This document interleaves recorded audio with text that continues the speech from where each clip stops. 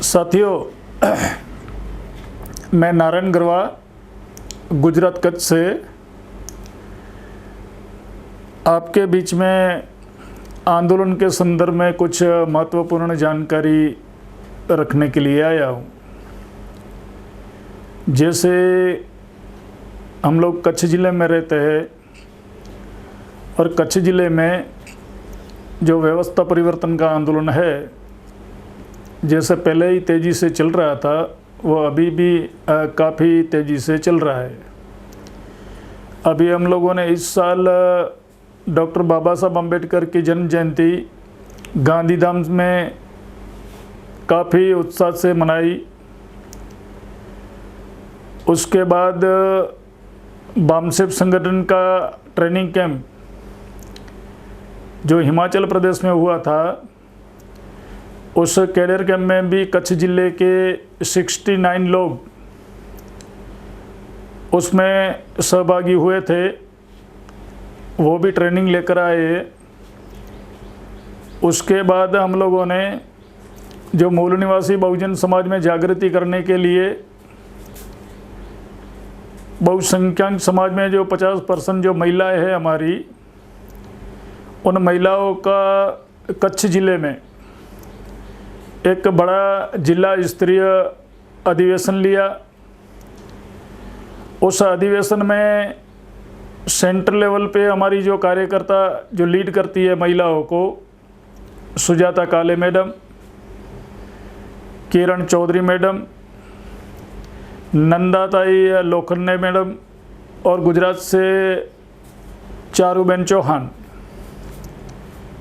इन महिलाओं के नेतृत्व में काफ़ी बेहतरीन किस्म का अधिवेशन हम लोगों ने कच्छ ज़िले में लिया।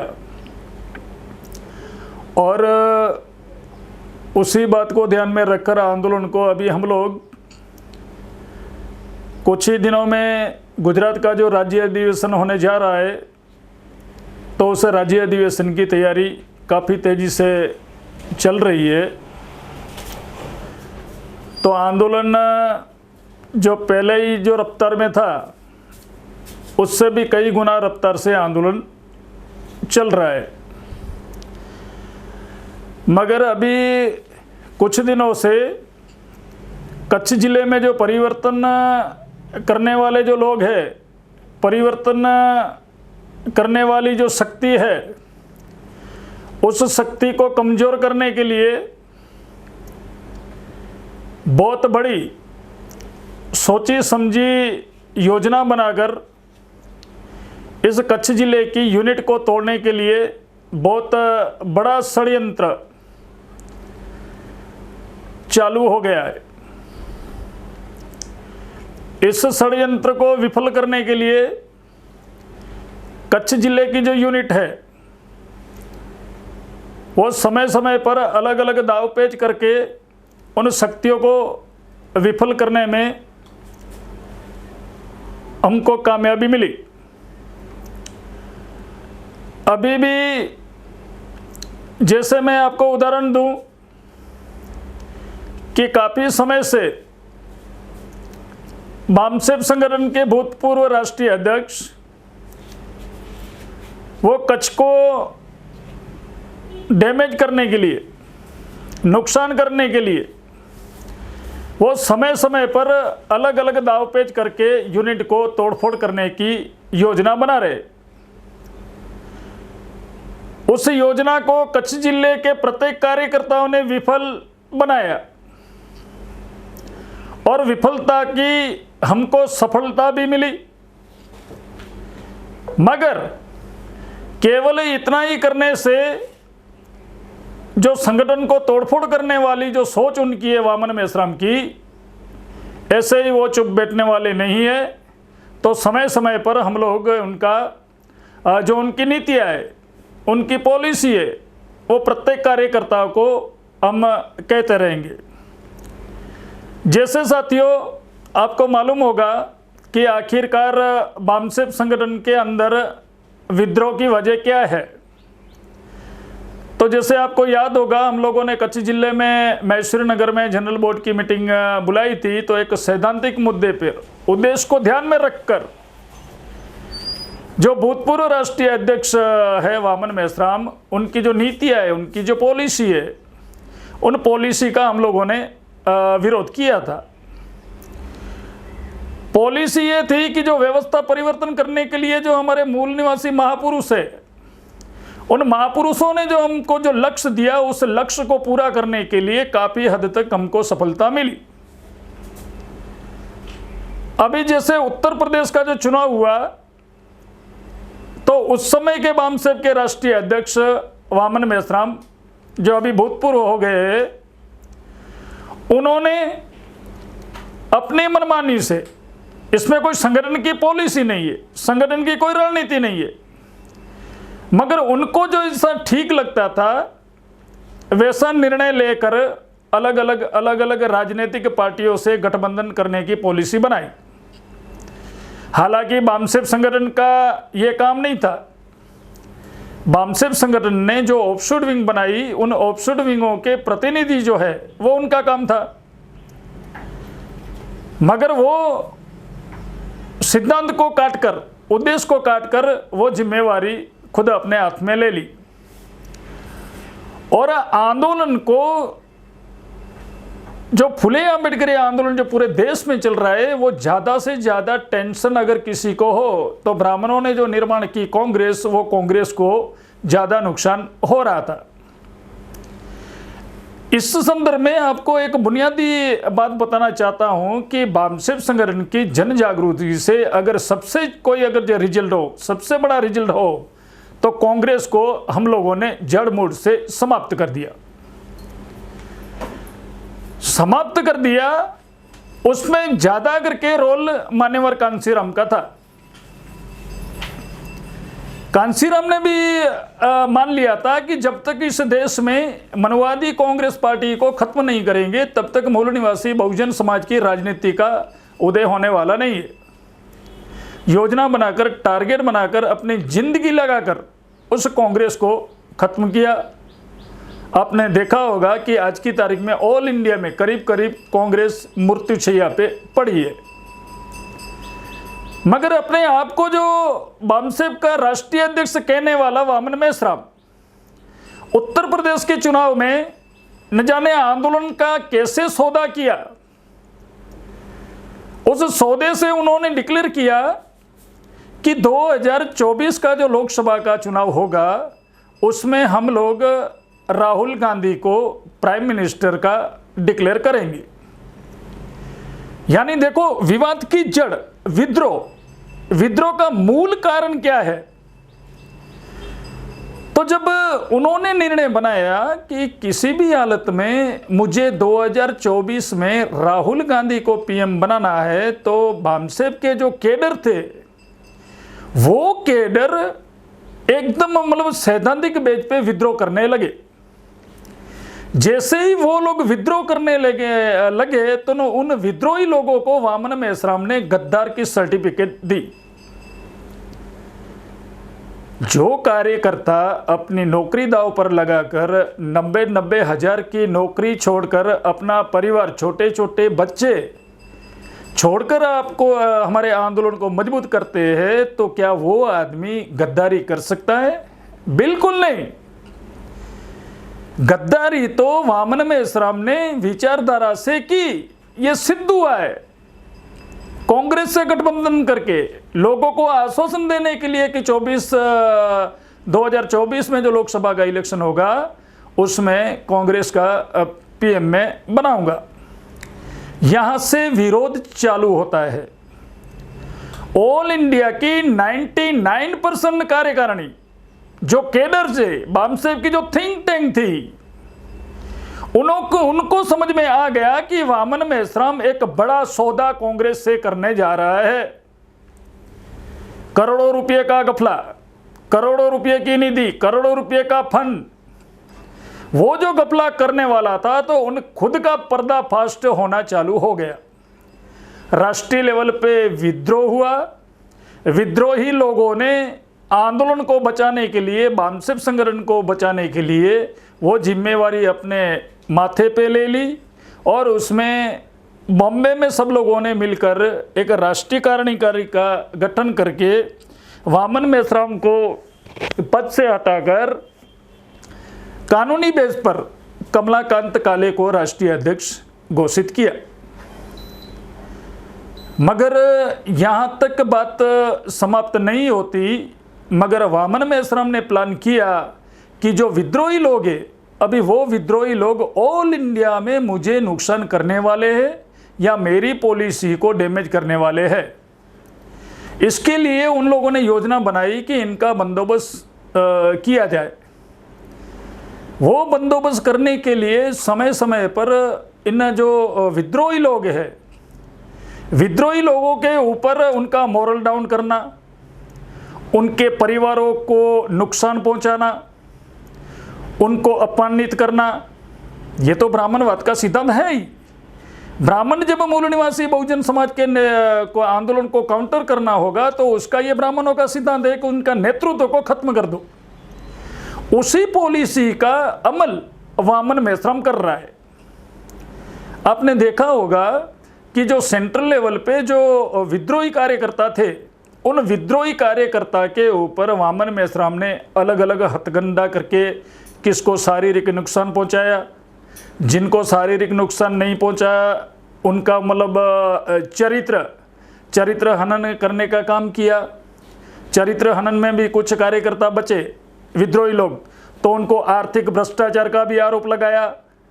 यही ब्राह्मणों का सिद्धांत है। वही सिद्धांत पर वामन मेश्राम आज की तारीख में अमल कर रहा है। अभी वामन मेश्राम को यह पता है कि ऑल इंडिया का केंद्र बिंदु विद्रोहियों का जड़ है तो ज्यादा करके कच्छ जिले में है।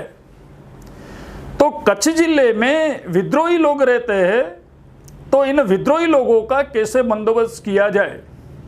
तो आपने देखा होगा कि जब इन लोगों ने 14 अप्रैल का कार्यक्रम बनाया था तो कच्छ जिले की ये मांग रही थी कि हम लोग आपस में थोड़ा बहुत मनमुटाव है तो आपस में बैठकर इसका रास्ता निकालें। मगर उनको मालूम था कि यदि ये आपस में बैठ जाएंगे और सलाह मशवरा करके उसका रास्ता निकालेंगे तो उसके बाद उसके लिए संकट बहुत खड़ा है, वही संकट खड़ा है उसके लिए। मगर कच्छ जिले की बात उन्होंने नहीं मानी, बैठक नहीं की और तय किया कि अभी कच्छ जिले का कोई भी कार्यकर्ता की मैं बात सुनूंगा नहीं। कच्छ जिले को 0 कर दिया, यानी शून्य कर दिया और अपनी फोर्स पूर्णकालीन कार्यकर्ता जिनको वो कहता है वो अपने आदमी को कच्छ में भेजा और भेजने के बाद यानी कच्छ जिले का कोई भी आदमी यूनिट काम नहीं करेगा और अपना ही आदमी इधर काम करेगा, फील्ड करेगा। और उन्होंने 14 अप्रैल का कार्यक्रम किया। इस संदर्भ में मैं आपको कहना चाहता हूं कि 18 20 पूर्णकालीन कार्यकर्ता कच्छ जिले में काम करने के बावजूद भी कच्छ जिला विद्रोहियों का, परिवर्तनवादियों का बरकरार रहा। और गांधीधाम में 14 अप्रैल देखा केवल 7 दिन की तैयारी थी। उस 7 दिन की तैयारी में वामन मेश्राम को बौखलाहट आ गई। तब उनको पता चला कि इतनी मेहनत करने के बावजूद भी कच्छ के कार्यकर्ताओं मेरे कंट्रोल में क्यों नहीं आते। तो उन्होंने योजना बनाई कि किसी भी हालत में उनका मोरल तोड़ना होगा, उनको अपमानित करना होगा, उनको बदनामी करना होगा या मारधाड़ उसको करना होगा। तो इसके लिए उन्होंने दूसरी योजना बनाई कि अभी 30 तारीख को उन लोगों ने कार्यक्रम डिक्लेयर किया था गांधीधाम में। गांधीधाम का कार्यक्रम डिक्लेयर करने का भी महत्वपूर्ण बिंदु यह है कि कच्छ जिले के कार्यकर्ताओं ने 14 अप्रैल को ही तय किया था कि महिलाओं में फुले आंबेडकरी आंदोलन की जागृति करने के लिए 26 तारीख को भुज में एक बड़ा सम्मेलन लिया जाएगा। वो जो बड़ा सम्मेलन जो होने जा रहा था तो उसको काउंटर करने के लिए वामन मेश्राम ने गांधीधाम में अपना कार्यक्रम लगाया। वजह वही थी कि जनजागृति का कार्यक्रम इधर कैसे रोका जाए। मगर फिर भी हमारी जो कार्यकर्ता है संगठन की, वो शाम को 3-3 4-4 घंटा अपना परिवार, छोटे छोटे बच्चे छोड़कर डोर टू डोर प्रचार करके वो अपनी ताकत से ही वो अधिवेशन सफल बनाने के लिए मेहनत कर रही थी। अभी जैसे ही वामन मेश्राम को पता चला कि वो अधिवेशन काफ़ी सफल हो रहा है और मेरे पास इतनी ताकत लगाने के बावजूद भी लोग आ नहीं रहे, तो इसके लिए उन लोगों ने इंटरव्यू देकर एक धमकी भरी सूचना दी। उस धमकी में उन्होंने ये कहा कि महिलाओं जो अधिवेशन भोज में ले रही है, तो मैं 200 महिलाओं को इकट्ठा करके सुजाता काले को पंच पकवान खिलाऊंगा, यानी मार धाड़ करूंगा। कच्छ जिले की यूनिट ने योजना बनाकर सोच समझकर इसका रिएक्शन ना करके वो कार्यक्रम सफल बनाया। साथियों, इस संदर्भ में हम लोग आपको ये कहना चाहते हैं कि उसकी कोई औकात नहीं है कि हमारे रहते हमारी महिलाओं को कोई आंच नुकसान करे।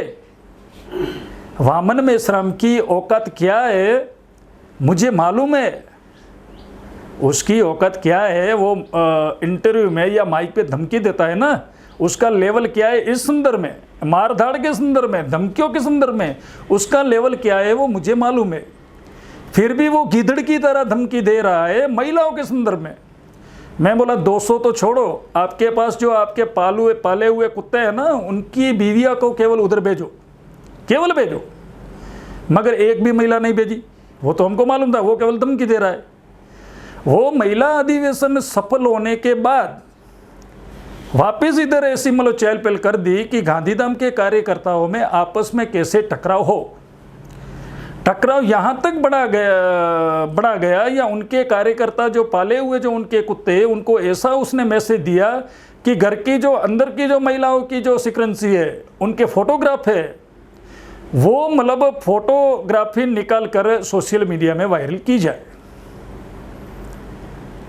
जैसे मेरे घर का भी फोटो उनके कुत्ते ने वायरल किया। अभी मेरे घर का फोटो, मेरी बीवी है, मेरी बहू है उस घर में, वो भी सोशल मीडिया पे वायरल कर रहा है। जैसे अभी दूसरा उन लोगों ने स्टंट किया कि अभी इधर कच्छ में दूसरे तो कार्यकर्ता इतने मतलब पावरफुल नहीं है, मगर हाईलाइट किए हुए कार्यकर्ता कच्छ में 3 ज़्यादा रहते हैं। उसमें एक भानजीभाई राठौड़, VL मातंग और मैं यानी नारायण गरवा, 3 प्रमुख कार्यकर्ता को निजी व्यक्तिगत उन लोगों ने टारगेट किया। टारगेट करने में जैसे उन्होंने तय किया था कि सेक्टर 7 में भानजी और मातंग भाई के घर के सामने ही कार्यक्रम लगाए। कार्यक्रम यहां तक उग्र बना दिया गया कि उनका पाला हुआ एक कुत्ता है रविंद्र राणे, उनके माध्यम से ये स्टेटमेंट दिया गया कि 20-25 लोगों को मैं लेकर भानजी भाई के घर पे पेशाब करूंगा।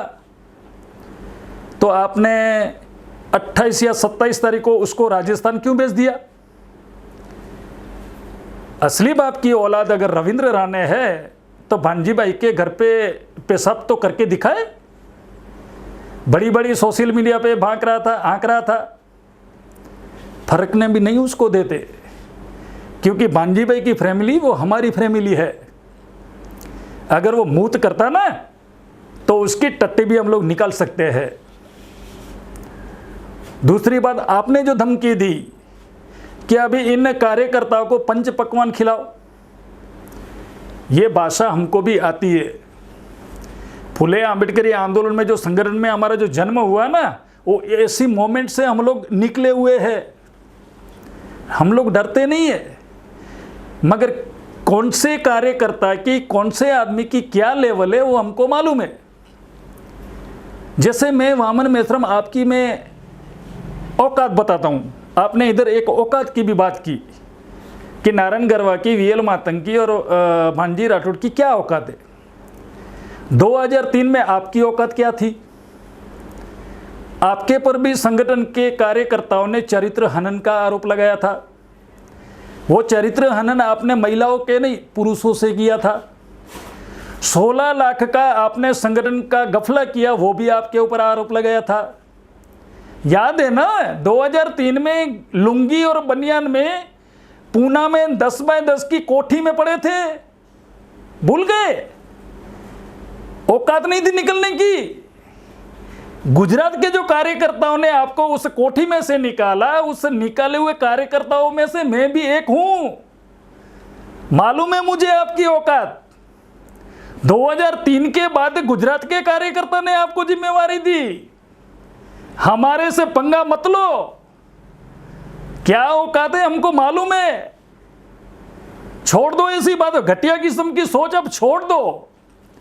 आप लाख कोशिश करो कच्छ के कार्यकर्ताओं में फूट डालने की, मगर कच्छ के कार्यकर्ता टूटने वाले नहीं है। इसके लिए तो आप प्रत्येक कार्यक्रम में कच्छ के कार्यक्रम जब लेते हो तब आपकी औकात क्या है वो कल के कार्यक्रम में आपने देख ली। कितने लोग थे, ईमानदारी से बताओ कितने लोग थे। 8 से 10 पूर्णकालीन कार्यकर्ता को आपने भेजा, गली गली में घूम रहे, अलग अलग जगह में। मैं आपको एक छोटा सा उदाहरण देता हूं, इन पूर्णकालीन कार्यकर्ता जिसको वो कहता है मगर मानदंड वाले कार्यकर्ता है। वो गणेश नगर में 3 कार्यकर्ता इनके फील्ड करने के लिए गए थे, तो एक मकान में गए थे, तो एक बहुजन समाज का एक आदमी था, तो उसने पत्रिका पढ़ी तो बोला कौन आ रहा है, वामन मेश्राम। तो उस आदमी का रिएक्शन आया कि कौन वामन मेश्राम, जो नाजायज संबंध रखने वाला जिसका चरित्र खराब है वो वामन। तो आपके कार्यकर्ता का रिएक्शन था कि उसका क्या आपके पास प्रूफ है। आपको मालूम है उस कार्यकर्ता ने जवाब क्या दिया, दस्तावेज सबूत दिया आपकी बीवी का। तो उसने बताया कि वामन मेश्राम की बीवी की ऑडियो और सोशल मीडिया पे जो वायरल किया था वो मेरे पास प्रूफ है कि उसकी बीवी बोल रही है कि वामन मेश्राम का चरित्र अच्छा नहीं है। हमारे पर क्या आपकी औकात है कि ऐसा आरोप लगाने की। मेरा जो कोठी बनी हुई है, मेरा जो बंगला बना हुआ है, आपकी कोई औकात नहीं है सिद्ध करने की। करो सिद्ध, आपको तो मैं चैलेंज करता हूं, करो ना साबित। मातंग भाई के ऊपर और मेरे ऊपर आपने 40 करोड़ का जो आरोप लगाया और पागलपन की तो हद हो गई, तो आप बोलते हो कि मेरे पास दस्तावेजी सबूत है। दो, हमको सबूत दो। आपने मातंग भाई का घर देखा है? आगे की साइड में छत नहीं है, छत।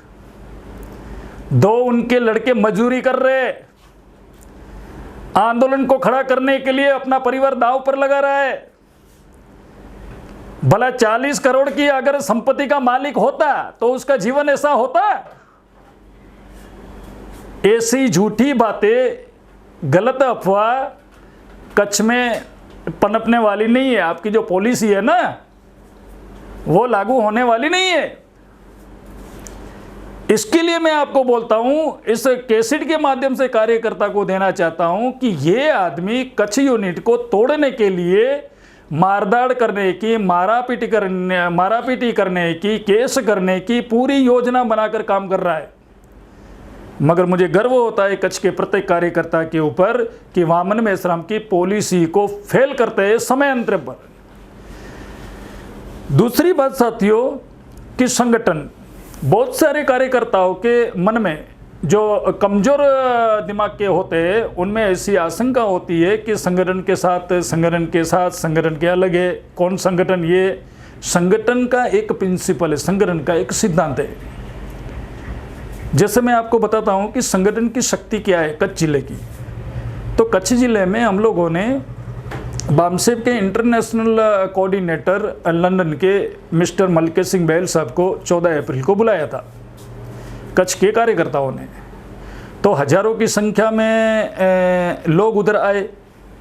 मलके सिंह बहल उद्घाटक के तौर पर भाषण दी, मगर भाषण देते वक्त उसके दिमाग में एक बात बैठ गई कि कच्छ जिले में जो लोग सुनने के लिए आए वो मेरे नाम सुनकर लोग आए। भ्रम का शिकार बन गया। संगठन की ताकत उसको मालूम नहीं थी। तो उसको ऐसा लगा कि जो क्राउड आया है हजारों की संख्या में वो मेरे नाम पर सुनने के लिए आए थे। कार्यक्रम पूरा हुआ। उसके बाद मलके सिंह बहल साहब का और संगठन का विवाद हुआ। संगठन ने उनको निकाल दिया। मलके सिंह बहल साहब को उस समय ऐसी सोच बनी कि कच्छ में मुझे सुनने के लिए हजारों की संख्या में लोग आए थे, तो बामसेब के जो सीनियर कार्यकर्ता से थे, जो निकले हुए थे, उनको सब इकट्ठा करके 35 लोगों का प्रतिनिधि मंडल खुद एक गांधीधाम में ही कार्यक्रम 14 अप्रैल का लिया था। और हमने उस 14 अप्रैल का कार्यक्रम वापस गणेश नगर में ही लिया था, गांधीधाम में ही। तो तब उधर जो मलकेश सिंह बैल जो सुंदरपुरी में कार्यक्रम लिया था गांधीधाम में, तो केवल 90 लोग थे। जैसे ही 90 लोग हुए तो मलकेश सिंह बैल को एहसास हो गया कि आज मुझे पता चला कि संगठन शक्ति क्या है। यही संगठन है जो अगले साल में जो आया था तो हजारों की संख्या में लोग आए थे, मगर मैं भ्रम का शिकार हो गया। संगठन ये चीज़ है कि एक आदमी को जीरो से हीरो बना सकता है और हीरो से जीरो बना सकता है। ये मलकेश सिंह बैल का स्टेटमेंट है। अभी ये संगठन का सिद्धांत है कि संगठन को कोई ओवरटेक करेगा, संगठन को अपने बाप की प्रॉपर्टी कोई समझेगा, तो संगठन ऐसे आदमी को सबक सिखाएगा। मलकेश सिंह बैल साहब का दूसरा उदाहरण मैं आपको वामन मेश्राम का देता हूं। यही वामन मेश्राम है जो कच्छ जिले की संगठन शक्ति जब चाहती थी तो हजारों की संख्या में लोग इकट्ठा होते थे। ये संगठन की ताकत थी, मेश्राम की ताकत नहीं थी। मलकेश सिंह बहल की तरह वामन मेश्राम भी भ्रम का शिकार हो गया। उनको भी ऐसा लगा कि कच्छ जिले में मेरे नाम पर लोग इकट्ठा होते हैं, भ्रम का शिकार हो गया। उनको भी यह मालूम नहीं था कि संगठन शक्ति अलग चीज है। आज उसको एहसास हो रहा है। कच्छ के प्रत्येक कार्यकर्ता संगठन शक्ति के साथ खड़े हैं। जोर लगाना पड़ता है, लाखों करोड़ों रुपया इकट्ठा करना पड़ता है, बर्बाद करना पड़ता है, पूर्णकालीन कार्यकर्ता को उसको भेजना पड़ता है। अभी भी जो 30 तारीख का कार्यक्रम लगाया तो उधर भी हजारों लाखों रुपये का खर्च करने के बाद भी केवल 200 लोगों से भी ज़्यादा लोग इकट्ठा नहीं हुए। तो स्वाभाविक है कि आने वाले दिनों में उसमें भी ज़्यादा रिएक्शन होगा, बौखलाहट आएगी। मगर हमें एक समझदारी से काम करना है। फुले साहब आंबेडकरी जो आंदोलन हमने जो चलाया, हमारे महापुरुषों ने जो चलाया, उस आंदोलन को हम और तेज गति से काम करने वाले हैं। वामन मेश्राम की बातों के उलझन में हम फंसने वाले नहीं है। उसका क्या लिमिट है, उसकी क्या औकात है, वो सीनियर कार्यकर्ता को सब मालूम है। कितना वो घिरा हुआ आदमी है, कितनी हद तक वो नीचता कर सकता है, वो सबको मालूम है। हम उनका बंदोबस्त अच्छी तरह कर सकते हैं। इसके लिए साथियों, जो भी कार्यकर्ता, जो मिशनरी कार्यकर्ता है, वो मैं कैसेट के माध्यम से कहना चाहता हूं कि फुले साहब आंबेडकरी जो आंदोलन है परिवर्तन का, उस परिवर्तन के आंदोलन को कार्यक्रम के माध्यम से तेज गति दे दो, क्योंकि सवाल समाज के अस्तित्व का है, वामन मेश्राम और कुमार काले का नहीं है। समाज के अस्तित्व का सवाल है। हमारा जो आपसी जो मतभेद होगा, निजी जो मतभेद होगा, वो आपस में ही कार्यकारिणी में बैठकर उसका रास्ता निकालो, मगर ब्राह्मणवाद को हावी नहीं होने देंगे कच्छ में। साथियों, इसी संदर्भ में हम लोगों को कच्छ जिले में तेजी से काम करना है। एक आखिरी बात कहकर मैं अपनी बात समाप्त करता हूं कि जो बामसेब संगठन ने जो लक्ष्य रखा था कि 100 संगठन, 100 ऑफशूट विंगों का हमें निर्माण करना है, वामन मेश्राम की प्लानिंग नहीं है। याद रखो, वामन मेश्राम को पैदा किया, वामन मेश्राम ने बामसेब को नहीं पैदा किया, दोनों अलग चीजें हैं। तो बामसेब संगठन की ये प्लानिंग थी कि ऑफशूट विंगों का निर्माण किया जाए और ऑफशूट विंगों के माध्यम से इस देश में मूल निवासी बहुजन समाज की जो दीर्घकाल तक जो गुलामी थी या गुलामी है, उस गुलामी से आज़ाद करने के लिए जन आंदोलन का निर्माण करे। एक इंटरनल मैं आपको बात बताता हूँ कि आज अगर वामन मेश्राम की गलत नीतियाँ, गलत सोच, इनका अकड़ूपन अगर ना होता तो आज बहुजन समाज की परिस्थिति अलग होती। राजनीतिक सत्ता में परिस्थिति अलग होती और सामाजिक आंदोलन में भी हमारी परिस्थिति अलग होती। ऑल इंडिया के प्रबुद्ध वर्ग जो है, इंटेलेक्चुअल जो मूल निवासी बहुजन समाज के जो लोग हैं, बामसेब में है या नहीं है, मगर ऑल इंडिया में SC ST OBC और माइनॉरिटी में जो प्रमुख कार्यकर्ता है, जो इंटेलेक्चुअल वर्ग है, वो 100% ये मानकर चलते हैं कि बामसेब के सिवाय देश में आज़ादी मिलना मुश्किल है। मगर इनकी नालायकी की वजह से, वामन मेश्राम की नालायकी की वजह से ऑल इंडिया में कोई भी कार्यकर्ता को टिकने नहीं दिया। अभी ये 4 महीने में काफ़ी तेजी से जिन लोगों की एक भावना है कि समाज का काम करे, वो वापस एक्टिव हो गए। जैसे अभी सुप्रीम कोर्ट के वकील, उन लोगों ने 28 तारीख को वकीलों का अधिवेशन लिया। केवल अधिवेशन ही नहीं लिया, 2 साल के अंदर 10 लाख वकीलों का एक मजबूत संगठन निर्माण करेंगे। वो ऐसे मतलब जुनून से काम करते हैं। वामन मेश्राम से वकीलों का संगठन है वो आज़ाद हो गया, तेजी से स्वतंत्र काम कर रहे, मान सम्मान से काम कर रहे। ये तो गधेपंती कर रहा था, अपमानित कर रहा था। डॉक्टरों का संगठन जो हमारा है वो भी आज़ाद हो गया। हमारी ट्रेड यूनियन थी वो भी आज़ाद हो गया, आज़ाद हो गई। अभी इंडिपेंडेंट महिलाओं का संगठन स्वतंत्र काम कर रही है। तो राष्ट्रीय लेवल पर जो 10 साल में हमको जो करना था, अभी वो 4-5 साल में हम लोग, हमारी जो भरपाई, हमारा जो बैकलॉग है, इसकी गधेपंती की वजह से बैकलॉग हुआ था, वो 100% 3-4 साल में हम लोग पूरा करने जा रहे हैं। साथियों, गधेपंती की भी कुछ हद होती है। लोग, सुप्रीम कोर्ट के वकील आपको, आपकी विचारधारा को एक रिस्पेक्ट देकर आपके साथ जुड़ते थे। आपकी जिम्मेवारी थी कि आपको उसको साथ में ले। आपने क्या किया? सुप्रीम कोर्ट के लॉयर को भी बोला कि मैं सुप्रीम कोर्ट के लॉयर को भी सलाह में देता हूं और बोलता हूं कि आप केवल पैसा बोलो, दिमाग में चलाऊंगा। सुप्रीम कोर्ट का वकील है, तुम्हारी क्या औकात है कि सुप्रीम कोर्ट में क्या आर्गुमेंट करने का? ये जो ढोल, जो ढिंडोरा पिटते हो ना, जो अंदरूनी रहस्य मैं खुला ओपन नहीं करता हूं। ईवीएम का केस किसने किया था सुप्रीम कोर्ट में? वामन मेश्राम ने किया था? नहीं, वामन मेश्राम ने ईवीएम का सुप्रीम कोर्ट में केस नहीं किया। हैदराबाद का हमारा कार्यकर्ता है चिंताला एडवोकेट, उसने केस किया था।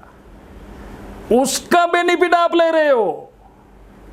आपकी तो कोई औकात ही नहीं है केस करने की। मगर आपके अकड़ू रवैयों से जो वकीलों का, सुप्रीम कोर्ट के वकीलों का जो अपमान कर रहे थे, इसके लिए आपको पिछवाड़े पे लात मारकर वो निकले। कोई आपके साथ अच्छा आदमी आना नहीं चाहते। इसके लिए साथियों, इनका जो रवैया है, जो अभी भी वो संगठन को तोड़फोड़ करने में लगा हुआ है, हालांकि समय का अभाव है, मैं दूसरा भी इसमें कैसे आऊँगा कि गद्दार कौन, इस विषय पर हम लोग एक क्रमबद्ध एविडेंस देकर हम लोग एक मुहिम छेड़ेंगे कि आखिरकार फुले साहू आंबेडकरी आंदोलन का गद्दार कौन। ऑब्जेक्टिवली, सैद्धांतिक बेस पर हम मुद्दा छेड़ेंगे और साबित करेंगे कि आखिरकार फुले साहू आंबेडकर आंदोलन का गद्दार कौन। कच्छ जिले के कार्यकर्ताओं ने करोड़ों रुपया बामसेब संगठन को दिया, करोड़ों रुपया। घंटी मारते थे, मालूम है ना, इस तारीखों में आ रहा हूं, केवल घंटी मारते थे। 1000 लोग देते थे। पूर्णकालीन कार्यकर्ता भी कच्छ जिले ने दिया, करोड़ों रुपया आपको दिया, बामसेब संगठन को दिया। क्या किया आपने बामसेब संगठन का? बामसेब संगठन की संपत्ति आपने मूल निवासी पब्लिकेशन ट्रस्ट में शिफ्ट कर ली। मूल निवासी पब्लिकेशन ट्रस्ट आपकी निजी संपत्ति है। कौन कर रहा है भ्रष्टाचार? करोड़ों रुपए का। बामसेब संगठन में मूल निवासी बहुजन समाज ने आपको करोड़ों रुपया फंड दिया, कार्यकर्ता ने आपको दिया। आपने क्या किया? संगठन बामसेव संगठन में भ्रष्टाचार करके मूल निवासी पब्लिकेशन ट्रस्ट शिफ्ट कर दिया।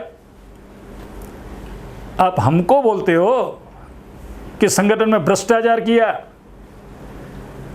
वो आने वाले दिनों में बहुत तेजी से आपका मैं पर्दाफाश करने वाला हूं।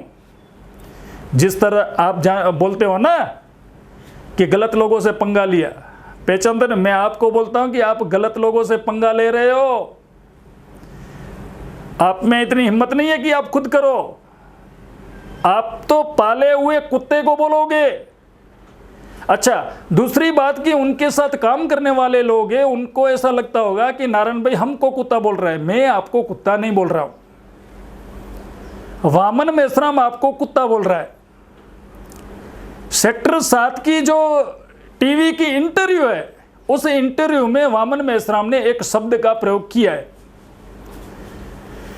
पकड़ो, बांधो, ढूंढो और सूंघो। पकड़ेगा इंसान, मारेगा इंसान, सूंघेगा इंसान थोड़ी। सूंघने का काम तो कुत्ते का है। तो वो जवाब मेश्राम से मांगो कि आपने जो इंटरव्यू में बताया कि सूंघ सूंघ कर निकालो, तो सूंघने का काम कौन करेगा? आपके पास जो काम कर रहे हैं तो आप उनको बोल रहे हो कि सूंघो। इसके लिए साथियों जो उन्होंने, हालांकि कच्छ का एक भी कार्यकर्ता उसके साथ नहीं है, जब भी कार्यक्रम करता है तो अलग अलग स्टेट से या सेंट्रल लेवल से अपने पाले हुए आदमी को कच्छ में भेजता है, और उनकी कोई इतनी लेवल नहीं है कि कच्छ में वो काम करे। मगर हम भी कार्यकर्ता को, प्रत्येक कार्यकर्ता को बोलते हैं कि जो उनके साथ भी काम कर रहे हैं परिवार छोड़कर, हमें उसको अपमानित नहीं करना है। कोई भी कार्यकर्ता, ऐसे कार्यकर्ताओं का उनको अपमानित नहीं करना है। और दूसरी बात कि हम लोगों ने 30 तारीख के कार्यक्रम को, हमारे कार्यकर्ता ने कच्छ जिले में एक सिंगल कार्यकर्ता को नहीं बोला कि उसके कार्यक्रम में मत जाओ, स्वतंत्र है। उधर जाना चाहते हो उधर काम करो, इधर आना है तो इधर जाओ, क्योंकि हम सिद्धांतों के आधार पर काम कर रहे हैं। साथियों, ये जो उनका जो रवैया है, अकड़ू रवैया है, मैं कार्यकर्ता को सतर्क रहना चाहता हूँ कि समय समय पर ये आदमी एक बौखलाहट करके और तंग वातावरण खड़ा करके निकल जाएगा। मगर हमें कच्छ यूनिट की ताकत को बरकरार रखना है और इसी को ही आगे बढ़ाना है। ये उसका एक बड़ा टेंशन है। अभी संगठन उसके पास नहीं है, जो मेन पावर उसके पास है उनसे वो काम करवाना चाहता है, जबरदस्ती से काम करवाना चाहता है। उनसे काम नहीं होता है तो धमकियां देता है, आरोप देता है, आरोप लगाता है, फिर भी लोग इकट्ठा नहीं होते। इसमें ज़्यादा बौखलाहट आ गई है।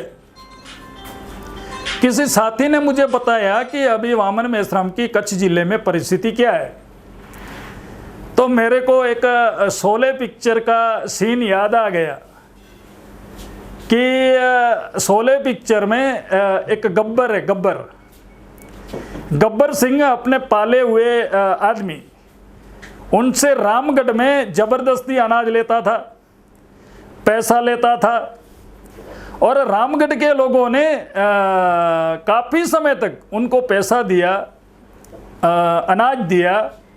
तो एक सीन आता है कि जब गब्बर के आदमी रामगढ़ में जब जाते हैं तो उसका हीरो संजय कुमार, तो वो संजय कुमार उस गब्बर के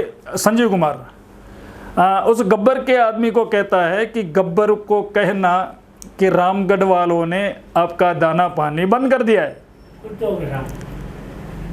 वो शब्द तो थोड़ा वो लगता है, मगर रामगढ़ के वालों ने गब्बर को दाना पानी देना बंद कर दिया है। वामन मेश्राम की ये हालत है। वो जो कार्यकर्ताओं में डर पैदा करता है ना, 50-50 माइल तक जब बच्चा रोता है तो माँ कहती है बेटा सो जा, गब्बर आएगा। उत्तर प्रदेश के एक साधारण कार्यकर्ता को डराने के लिए आपने 1 करोड़ की नोटिस दी। उधर नोटिस देकर ऑल इंडिया के कार्यकर्ता को धमकी देने का प्रयास किया। कि करोड़ों रुपये की फिरौती मैं मांगूंगा। कार्यकर्ता आपकी गिदड़ धमकी से डरने वाला नहीं है। क्या आप ये समझते हो कि कुमार काले के ऊपर अटैक करके ऑल इंडिया के कार्यकर्ता को आप ये साबित करना चाहते हो कि मैं आपको भी मारूंगा? आपकी प्लानिंग अच्छी तरह हम जानते हैं, फेल करेंगी, टिकने नहीं देंगे आपको, क्योंकि आप सिद्धांत से भटक गए।